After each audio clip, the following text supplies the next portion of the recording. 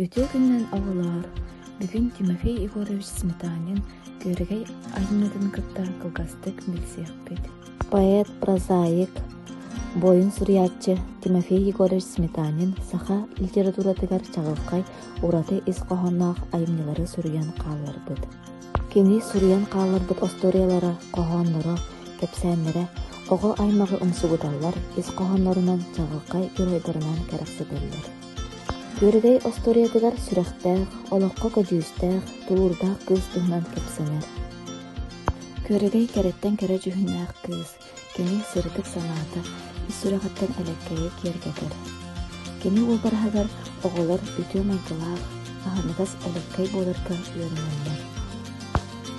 Көрігей айымны оғылары ийдер үйөрәдер өрүттөрнән ураты суолталаак, дерин үз коғанна. Болғандағы деген мақ